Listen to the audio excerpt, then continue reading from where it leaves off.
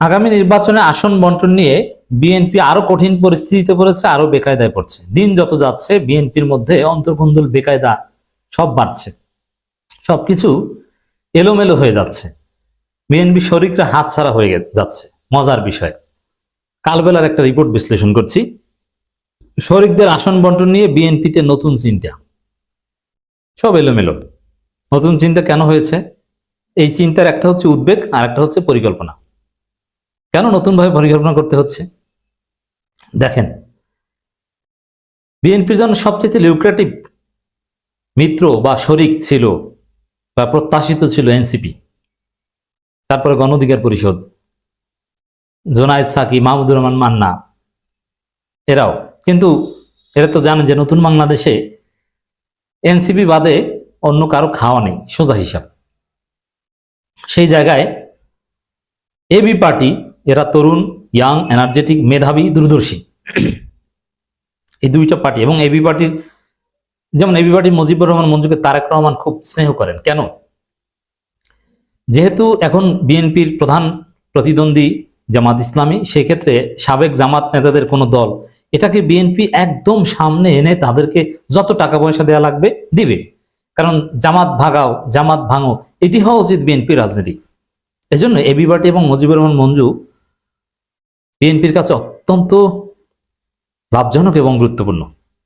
আর NCP তারুণ্যের দল, জুলাই ভিত্তিক দল, জুলাইতে বিএনপির অবদান নাই, নানান হিসাব নিকাশে এনসিপি এবং এবি পার্টি হচ্ছে বিএনপির কাছে সবচাইতে বড় জোট, বড় মিত্র, আসল শরিক।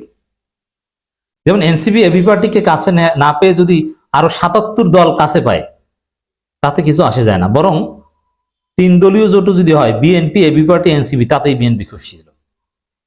কিন্তু মজার বিষয়, এটা নিশ্চিত হয়ে গেছে, বিএনপির সাথে এনসিপি এবি পার্টি যাচ্ছে না। এনসিপি এবি পার্টি মিলে নতুন জোট গঠন করছে, তৃতীয় শক্তি গঠন করছে। এই তৃতীয় শক্তি বিএনপিকে দুর্বল করবে, বিএনপিকে চ্যালেঞ্জ করবে। যেহেতু বিএনপি দ্বিতীয় শক্তি, বিএনপিকে পরাজিত তৃতীয় শক্তি সেকেন্ড হওয়ার চেষ্টা করবে। তো অবস্থা খারাপ। এখন যাদের জন্য বিএনপি আসন ফাঁকা রাখলো, তারা বিএনপির কাছে আসবে না। মানে বিষয়টা হচ্ছে এরকম যে কোনো একজন তরুণ বা কোনো একজন তরুণী, এটা তরুণীর ক্ষেত্রে হলে ভালো হয়, মেয়েদের ক্ষেত্রে কোনো একটা মেয়ে, খুব সুন্দরী মেয়ে, অনেক বিয়ের প্রস্তাব আসে কিন্তু রাজি হয় না। কেন? একজনকে পছন্দ করে, স্কুল ফ্রেন্ড। ওই মেয়ে স্কুল থেকে কলেজে উঠেছে, শত শত বিয়ের প্রস্তাব, ম্যাজিস্ট্রেট, ডাক্তার, যেহেতু সুন্দরী, রাজি হয় না। কেন? তার ওই স্কুল ফ্রেন্ডকে বিয়ে করবে। এরপরে ইউনিভার্সিটিতে উঠেছে, প্রস্তাবের অভাব নাই, বিশ্ববিদ্যালয় শিক্ষক, কত প্রস্তাব, foreign cadre, admin cadre, police cadre, রাজি হয় না, ওই স্কুল ফ্রেন্ডকে বিয়ে করবে।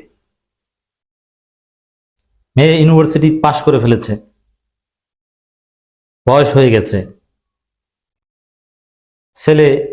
ওই ছেলে বিয়ে করবে, কিন্তু ওই ছেলে প্রতিষ্ঠিত হয় না। একটা পর্যায়ে যখন চাকরির বয়স শেষ এবং মেয়ের বয়সও কিন্তু বাংলাদেশে অ্যাভারেজ বিয়ের বয়স একদম পার, ছেলের চাকরি হয়েছে, বিসিএস ক্যাডার হয়েছে, এখন ছেলে আর ওই মেয়েকে বিয়ে করবে না। কারণ মেয়ের বয়স বেশি হয়ে গেছে। এখন ওই মেয়ে কি করবে? এখন ওই মেয়ের জন্য কোনো প্রস্তাবও আসে না। পরিস্থিতিটা কেমন, কতটা কষ্টের! আমাদের ইউনিভার্সিটির অনেক ফ্রেন্ডদের ক্ষেত্রে, আমাদের অনেক বান্ধবীদের ক্ষেত্রে আমরা এটা দেখেছি স্বচক্ষে। টাইমলি বিয়েতে রাজি হলে আজকে অনেক ভালো ঘরে হয়তোবা থাকতো এবং সে নিজেও হয়তো প্রতিষ্ঠিত হতে পারত। কিন্তু শেষে একুলুকুল সব হারালো। সে প্রত্যাশিত ব্যক্তিকেও পেল না, আর ভালো কোনো প্রস্তাবও পাচ্ছে না, চোখে দেখা করে না। বিএনপির অবস্থা এখন ঠিক ওইরকম। বিএনপি যার জন্য আসন ফাঁকা রাখলো, যে নমিনেশন দিলাম না, এইটা এইটা এইটা তোমার, ওইটা আমার, ওইটা আসাদুজ্জামান ফুয়াদ, ওইটা অমুকের, ওইটা তমুকের, ইত্যাদি ইত্যাদি, তারা আজকে বলছে না, আমি তোমাদের সাথে যাব না। মুজিবুর রহমান মঞ্জু একটা কথা বলেছেন, যেটা এক ধরনের সার্কাজের মতো। বিএনপি খুব কষ্ট পেয়েছে।